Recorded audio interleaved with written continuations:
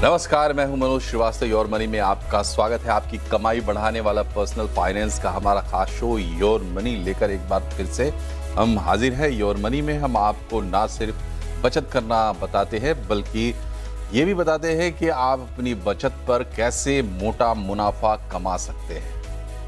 तो ये तमाम गुर हम सीखते हैं इस कार्यक्रम में। अगर आप भी इसमें हिस्सेदारी चाहते हैं, भागीदारी चाहते हैं, अपने सवाल पूछना चाहते हैं तो हमें ईमेल कर सकते हैं। हमारा ईमेल का पता है yourmoney@nw18.com। 7045220000 पर आप हमें व्हाट्सएप करके अपने सवाल भेज सकते हैं या फिर लाइव के दौरान फेसबुक और एक्स पर लाइव स्ट्रीमिंग पर कमेंट करके भी आप अपने क्वेरीज हमें भेज सकते हैं। तो चलिए शुरू करते हैं कार्यक्रम का सिलसिला और सबसे पहले मिलवाते हैं आपको आज के अपने एक्सपर्ट से। कंप्लीट सर्कल कैपिटल में पार्टनर और वेस्ट जोन के हेड विकास पुरी हमारे साथ हैं। विकास जी, बहुत बहुत स्वागत है आपका। इससे पहले कि हम व्यूवर्स की क्वेरीज लेके आए, दशहरे का मौका है और बाजार में जो स्थिति है वो आप देख ही रहे हैं। तो इन सब को ध्यान में रखते हुए हम चाहते हैं कि 10 विजय मंत्र आप हमारे दर्शकों को बताएं जिससे कि वो अपना रिस्क फिक्स कर सकें। धन्यवाद मनोज जी अपने शो में बुलाने के लिए, और सबको एडवांस में दशहरा की बहुत बहुत बधाई हो। और आपने बहुत अच्छा ये आज टॉपिक लिया कि जो हम दशहरा मनाते हैं उसमें वो 10 चीजें जो हम कहते हैं 10 हरा, कि किन किन चीजों से आपने जीत पानी है। तो देखिए मनोज जी, सबसे पहले क्या होता है कि निवेश जब हम करने की बात करते हैं तो पहली सबसे बड़ी मिस्टेक है देरी से शुरू करना।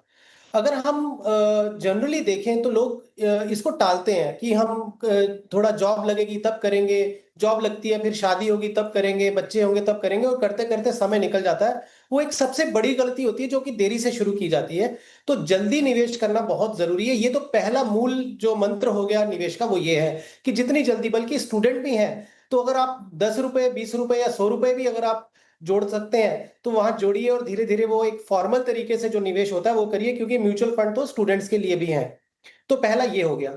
दूसरा हो गया कि जब आप निवेश करते हैं आपको अपना जो गोल्स हैं उसके साथ प्लस अपने रिस्क को देख के उसको लिंक करना बहुत जरूरी है। ये दूसरा सबसे बड़ी मिस्टेक होती है जो लोग इस चीज पे नहीं ध्यान देते हैं कि अगर मैं निवेश शुरू कर रहा हूं तो इसका पर्पस क्या है, मेरा गोल क्या है, मुझे इस पैसे से क्या करना है, क्या हासिल करना चाहता हूं मैं। तो अपने गोल को और अपने रिस्क को आंकने के बाद आप अपना जो प्रोडक्ट है या जिस चीज में आप निवेश करते हैं वो उसमें आप निवेश करना जरूरी है।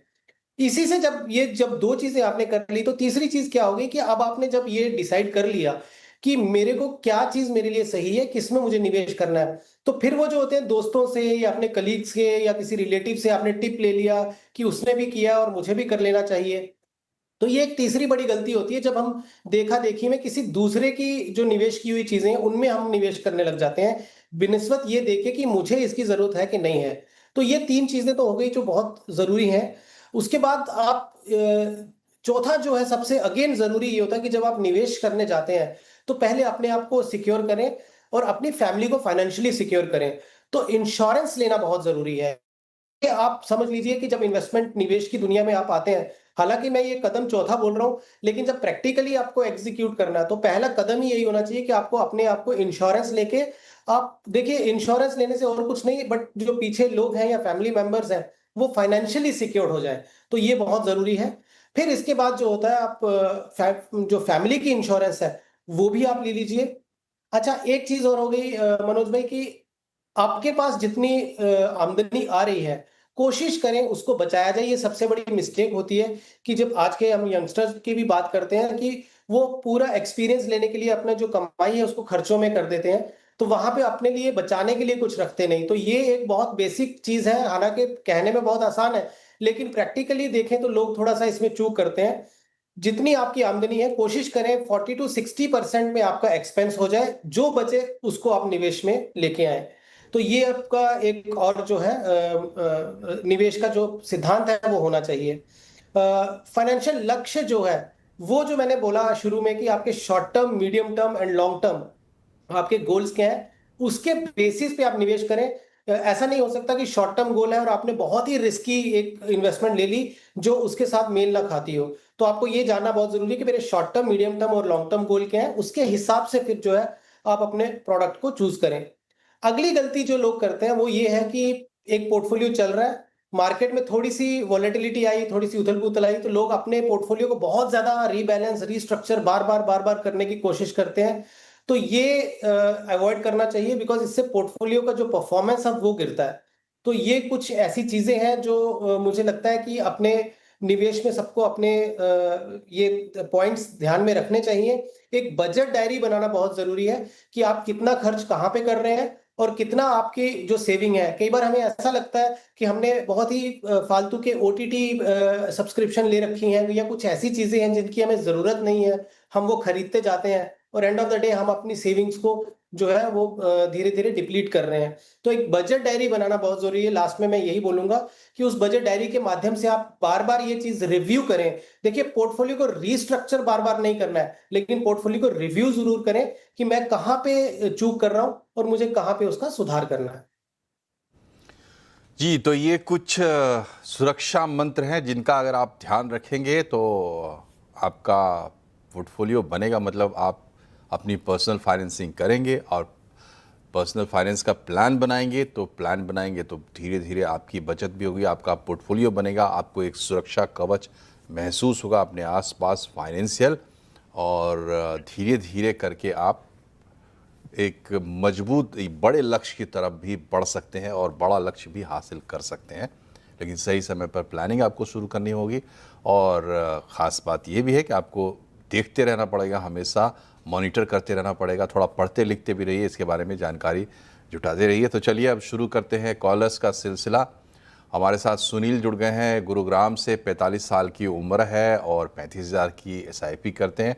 बहुत अच्छी बात है। सुनील जी, बताइए क्या करते हैं आप और क्या है आपकी क्वेरी? हाँ जी सर, मैंने एक्चुअली प्रोफाइल आपके साथ शेयर कर दिए हैं। हाँ, तो मैं जानना चाहता हूँ कि जो मेरे अभी फंड्स हैं वो सही है, और मैं 5 लाख और डालना चाहता हूँ, तो क्या हो सकता है, कैसे मैं इन्वेस्ट कर सकता हूँ? जी, तो विकास जी, पोर्टफोलियो रिव्यू है और कोई क्वेरी है आपकी? हाँ जी, वही एक्चुअली मेरी टारगेट है एक्चुअली मतलब 1 करोड़ का आफ्टर 15 इयर्स, बट अभी 10 साल के बाद मुझे और अराउंड 50 लाख का जरूरत है। ठीक है विकास जी, इनकी क्वेरी जो है वो लक्ष्य को लेकर है और पोर्टफोलियो को लेकर, क्या रहेगी इनके लिए सलाह? देखिए, सुनील जी का जो पोर्टफोलियो है मैंने देखा, इसमें थोड़ी सी मुझे लगता है कि चेंजेस करनी चाहिए, क्योंकि पोर्टफोलियो में अगर आप देखें मनोज जी, स्मॉल कैप का बहुत ज्यादा इन्होंने एक्सपोजर लिया हुआ है और वो कॉन्सेंट्रेशन रिस्क हम जिसको बोलते हैं उसकी तरफ इनका पोर्टफोलियो बढ़ जाएगा। क्योंकि स्मॉल कैप के 2 फंड्स हैं, फिर इन्होंने एक मिड कैप फंड लिया हुआ है, तो वो भी थोड़ा एग्रेसिव हो जाता है। तो मुझे लगता है पोर्टफोलियो में एक बैलेंस्ड अप्रोच लेना बहुत जरूरी है। जिस तरीके से अब इनके जो स्कीम्स हैं, मैं इसको कुछ चेंजेस आपको बताऊंगा। जैसे सुनील जी, आप सुंदरम स्मॉल कैप को जो है आप शिफ्ट करके सुंदरम बिजनेस साइकिल फंड में ले लीजिए। तो वहां पे लार्ज कैप, मिड कैप या स्मॉल कैप, एक मल्टी कैप अप्रोच होती है, लेकिन फंड मैनेजर ये देख रहे हैं कि कौन से सेक्टर्स हैं जहां पे इंडिया में अच्छी अपॉर्चुनिटी है, उसके बेसिस पे वो फंड को चलाते हैं। तो ये एक बेटर विकल्प रहेगा आपके लिए। टाटा का भी स्मॉल कैप जो है वो आप कंटिन्यू रख सकते हैं, लेकिन टाटा का मिड कैप जो है वो आप कोटक मिड कैप के साथ रिप्लेस कर दें। तो ये एक दूसरी चेंज है जो मैं आपको सजेस्ट करूंगा। अगर आप एक फंड ऐड करना चाहते हैं तो बेटर है कि आप HDFC का एक फ्लेक्सी कैप फंड ले लें। और जैसे आपने बोला कि मुझे अगर 5 लाख और निवेश करना हो तो मैं वो कहाँ पे करूं, तो अब जो फाइनल लिस्ट जो तैयार होती है आपके पोर्टफोलियो की, वो है टाटा का स्मॉल कैप फंड, HDFC का फ्लेक्सी कैप फंड, बंधन का इंफ्रास्ट्रक्चर आप कंटिन्यू रखें, और सुंदरम का बिजनेस साइकिल फंड, और कोटक का मिड कैप। ये जो आपके फाइनल 5 फंड बनते हैं, इसमें आप 1-1 लाख रुपए का टॉपअप कर दीजिए, क्योंकि आपकी SIP चल रही है। तो ये अभी मार्केट जो पिछले 1 साल से कोई ज्यादा रिटर्न भी नहीं बना, थोड़ा करेक्शन भी हुआ है, तो आप उसमें लमसम में भी निवेश कर सकते हैं, क्योंकि आपकी मंथली सिप तो उसमें चालू ही है। आपके लक्ष्य के हिसाब से जो आपने 1 करोड़ का टारगेट बोला है, 35,000 की सिप और आपका एग्जिस्टिंग पोर्टफोलियो को अगर मैं देखूं तो आप बहुत इजीली जो है आप 2.5 करोड़ के ऊपर अपना कॉर्पस बनता हुआ आपको दिखेगा। और मैंने 12% की कैलकुलेशन से लिया है, तो टारगेट अचीविंग में मुझे कोई प्रॉब्लम नहीं लग रही है। आपका अप्रोच बिल्कुल सही है, थोड़ा फंड लेवल पे चेंजेस कर लीजिए आप। जी, तो फंड लेवल पे चेंजेस कीजिए। एक मुफ्त निवेश की सलाह भी आपको मिल गई है और आपका लक्ष्य जो है विदिन आपके रीच होगा। बढ़ते हैं आगे। अगली क्वेरी जो है वो ईमेल से आई है हमारे पास। राहुल वर्मा साहब हैं भोपाल से। उम्र है इनकी 37 साल। 10,000 की एसआईपी कर रहे हैं। पोर्टफोलियो वैल्यू 6 लाख के क्रिएट कर चुके हैं और एक्स्ट्रा एसआईपी 15,000 की करना चाहते हैं। 15 साल में 2 करोड़ का लक्ष्य है। इनका पोर्टफोलियो हमें मिला है, विकास जी को भी मिल गया होगा। साथ ही ईपीएफ और ईपीएस भी इन्होंने मंथली अपना जो है वो मेंशन किया है और ईपीएफ का कॉर्पस भी मेंशन किया है। विकास जी, कैसा लग रहा है इनका पोर्टफोलियो आपको और क्या सलाह होगी? देखिए, ब्रॉडली पोर्टफोलियो अच्छा है और इन्होंने एक अच्छी जो है अपने पोर्टफोलियो में, जैसे डेट के थ्रू अगर ईपीएस और ईपीएफ के थ्रू भी इनका निवेश जा रहा है, तो उसमें मैं चेंजेस ये बोलना चाहूंगा कि आप जैसे 25,000 का, क्योंकि 10 का आप कर रहे हैं और 15 का आप नया करना चाहते हैं, तो 25,000 का सिप और 6 लाख का आपका लमसम का कॉर्पस बना है, तो आपका 1.5 करोड़ के आसपास का जो है कॉर्पस बन सकता है 15 साल में। अगेन यहाँ पे मैंने कैलकुलेशन जो है मनोज जी इनके लिए 12% के हिसाब से की है। 14 लाख का जो इनका ईपीएस और ईपीएफ को मिला के जो कॉर्पस क्रिएट हो चुका है और 10,000 की मंथली सिप कर रहे हैं, अगर मैं इसको 7.5% की सीएजीआर से लेता हूं तो इनका और 72 से 73 लाख के आसपास इनका कॉर्पस और भी क्रिएट हो जाएगा। तो कुल मिला के इनका 2 करोड़ 23 लाख के आसपास जो है इनका कॉर्पस क्रिएट होगा। तो as far as target is concerned, 2 crore का जो टारगेट है वो मुझे लगता है बहुत इजीली ये अचीव कर लेंगे। हालांकि बीच बीच में जब इनको मौका लगेगा तो अगर ये सिप अमाउंट बढ़ाएंगे तो और भी ज्यादा बड़े कॉर्पस की उम्मीद की जा सकती है। यहां सिर्फ मुझे जो ऑब्जर्वेशन है वो ये है कि आप ऑलरेडी डेट में बहुत ज्यादा इन्वेस्टमेंट कर रहे हैं राहुल जी, तो उस हिसाब से आपको जो एचडीएफसी का हाइब्रिड फंड है जिसमें डेट का भी एक्सपोजर है वो लेने की जरूरत नहीं है। तो उससे अच्छा आप एचडीएफसी हाइब्रिड इक्विटी फंड को एचडीएफसी फ्लेक्सी कैप में शिफ्ट कर दें। जितना निवेश आपने कर लिया उतना आप बने रहें, आप सिप को बंद करें, नया सिप आप एचडीएफसी फ्लेक्सी कैप में लगाएं और जब आपका एचडीएफसी हाइब्रिड इक्विटी 1 साल के ऊपर हो जाए, एग्जिट लोड फ्री हो और कैपिटल गेन भी देख लीजिए कि 1,25,000 के अगर अंदर अंदर होता है तो आपको टैक्स लायबिलिटी नहीं आएगी, तब आप उसको स्विच कर लीजिएगा एचडीएफसी फ्लेक्सी कैप में। बट सिप आप इमीडिएटली शुरू कर सकते हैं। इसी तरीके से अगर आप एसबीआई के लार्ज कैप में हैं, क्योंकि आपका टाइम होराइजन भी 15 साल का है, तो एसबीआई के लार्ज एंड मिड कैप में आप शिफ्ट करें तो वो ज्यादा बेटर ऑप्शन रहेगा आपका। तो ये 2 चेंजेस तो आपके एग्जिस्टिंग फंड में हो गई। अब आपने बोला 15,000 रुपए जो आपको निवेश करना है, उसमें मैं 3 हिस्सों में जब डिवाइड करता हूं तो 5-5 हजार के आप 3 फंड ले सकते हैं। एक फंड आप निप्पॉन इंडिया मल्टी कैप ले लीजिए, क्योंकि एचडीएफसी फ्लेक्सी कैप एक आपकी स्ट्रेटेजी हो जाएगी, एक लार्ज एंड मिड कैप हो जाएगी, एक निप्पॉन इंडिया का मल्टी कैप हो जाएगा। एक आप कोटक का मिड कैप ले लीजिए और एक टाटा इंडिया कंज्यूमर फंड, क्योंकि जिस तरीके से अब गवर्नमेंट का फोकस चल रहा है, जिस तरीके से इंडिया की इकोनॉमी को बूस्ट करने के लिए काफी सारे मेजर्स लिए हैं, तो कंजम्पशन जो थीम है वो अच्छी चल सकती है। तो टाटा इंडिया कंज्यूमर फंड आप एक ऐड कर सकते हैं। तो इस तरीके से आपका एक बहुत ही अच्छा पोर्टफोलियो क्रिएट हो सकता है। जी, तो और भी क्वेरीज हैं हमारे पास, लेकिन यहाँ वक्त हो गया एक छोटे से ब्रेक का, तो ब्रेक के बाद लौटते हैं और क्वेरीज लेंगे। बने रहिए हमारे साथ। एक बार फिर से आपका स्वागत है योर मनी में। हम ले रहे हैं क्वेरीज और आज हमने अब बताए हैं 10 ऐसे मंत्र जिनसे आपका पोर्टफोलियो रहेगा सुरक्षित। अगर आपने नहीं देखा है तो सोशल मीडिया पर जाकर ज़रूर देखें। अब लेते हैं अगली क्वेरी। केतन यादव हैं हमारे साथ गुरुग्राम से, 33 साल के। केतन जी, बहुत बहुत स्वागत है सीएनबीसी आवाज़ पर। पूछिए अपना सवाल। Thank you sir. सर मेरी 6 फंड के अंदर वीकली एसआईपी चल रही है जो कि क्यूमुलेटिव अराउंड होती है 90,000 के अराउंड, एंड मेरी एक डेट फंड के अंदर मंथली एसआईपी चल रही है 20,000।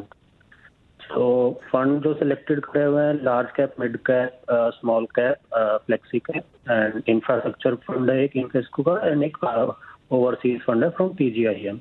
तो मेरा लॉन्ग टर्म विजन है around 15 to 20 years and corpus I am looking for around 10 to 15 year।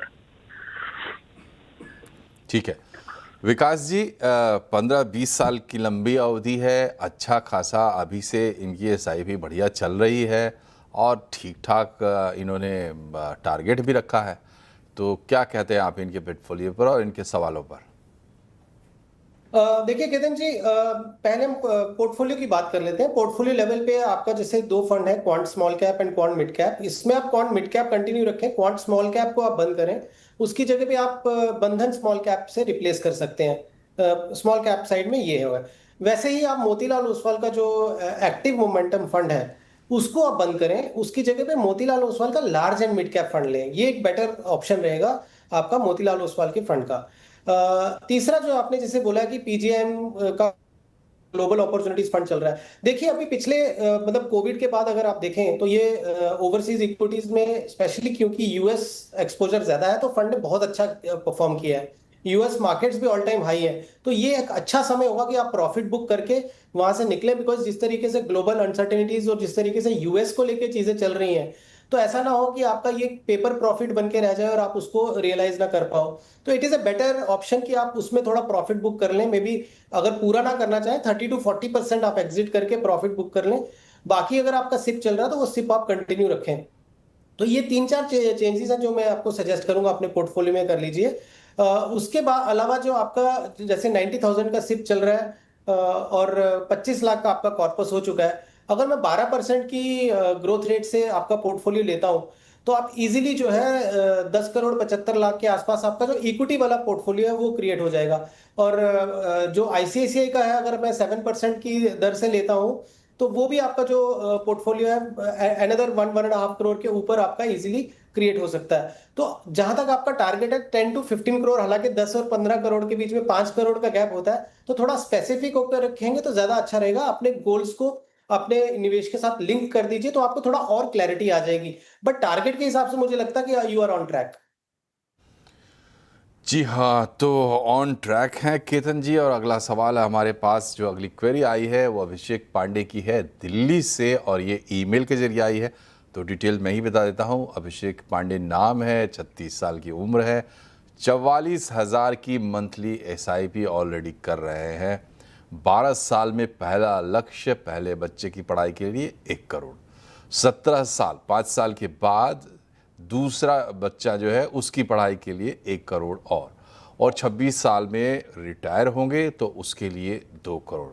इन्होंने अपना पोर्टफोलियो भेजा है, इसमें इन्वेस्को है, मोतीलाल ओसवाल है और कोटक मल्टी कैप फंड भी है, बंधन बैंक भी है, एसबीआई भी है और पराग पारिख भी है। तो ये डिटेल्ड लंबा चौड़ा पोर्टफोलियो है। अब ये बताइए विकासपुरी साहब कि लक्ष्य के हिसाब से क्या लगता है आपको? देखिए मनोज जी, जैसे अगर ये लक्ष्य की बात करते हैं, क्योंकि इन्होंने अपना जो क्वेरी है वो बड़े अच्छे तरीके से इन्होंने 3 गोल्स बता दिए। 1 करोड़ का, फिर एक 12 साल में, 1 करोड़ 17 साल में और फिर रिटायरमेंट के हिसाब से। तो अगर मैं कैलकुलेशन करके चलता हूं कि 44,000 का इनका सिप चल रहा है, अभी मालूम नहीं कि इन्होंने अभी तक कितना कॉर्पस जुटा लिया है, बट मान लीजिए अगर मैं इसको ये मान के चलता हूं कि इन्होंने जस्ट स्टार्ट किया है, तो 12 साल में इनका अगर 12% की ग्रोथ रेट से लूं तो 1.35 सीआर के आसपास इनका जो है पहला कॉर्पस क्रिएट होगा 12 साल में। तब इनको जरूरत होगी 1 करोड़ की, तो वो 1 करोड़ जब अगर ये विड्रॉ कर लेते हैं तो उनका जो 35 लाख है वो जर्नी कंटिन्यू रहेगी, प्लस 44,000 का सिप कंटिन्यू रहेगा। तो 70वें साल में ये लगभग 1 करोड़ के आसपास इनका कॉर्पस होगा जो कि ये यूटिलाइज कर लेंगे। फिर इनके पास में जो अगला जो टारगेट है वो जब 60 ईयर्स के हो जाएंगे तो अनदर 5 ईयर्स का जो टाइम पीरियड है, तो वहां पे करते करते इनका जो पोर्टफोलियो है वो क्योंकि पूरा लगभग पैसा निकाल चुके होंगे तो 57 लाख के आसपास इनका कॉर्पस क्रिएट होगा। पर इनको चाहिए 2 करोड़।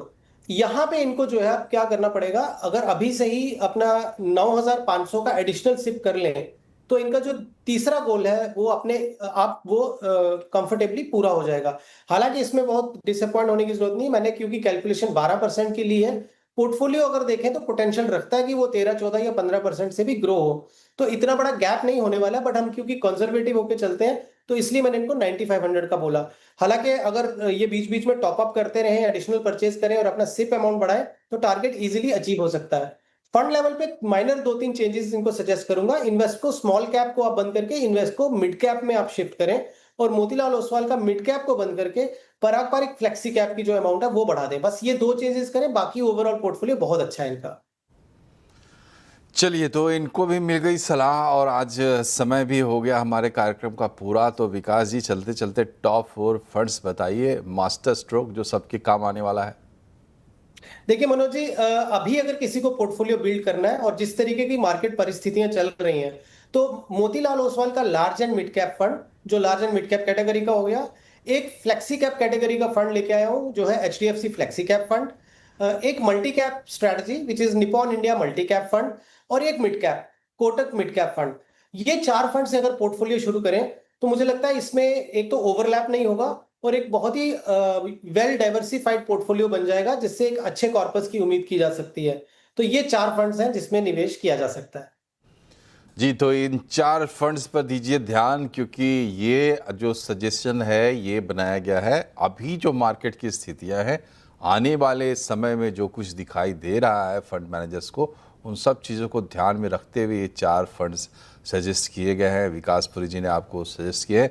विकास जी, बहुत बहुत धन्यवाद आपका हमारे कार्यक्रम में आने के लिए और इतनी अच्छी सलाह हमारे दर्शकों को देने के लिए। तो योर मनी में फिलहाल इतना ही, लेकिन चलते चलते आपको बता दें कि आप भी चाहें तो शामिल हो सकते हैं कार्यक्रम में। आप अपनी क्वेरीज हमें भेज सकते हैं, ईमेल के जरिए भेज सकते हैं, व्हाट्सएप के जरिए भेज सकते हैं, या फिर कार्यक्रम में लाइव के दौरान कमेंट सेक्शन में भी आप अपनी क्वेरीज डाल सकते हैं। हम वहाँ से भी क्वेरीज उठाते हैं और आपके सवालों के जवाब दिलवाते हैं। नमस्कार।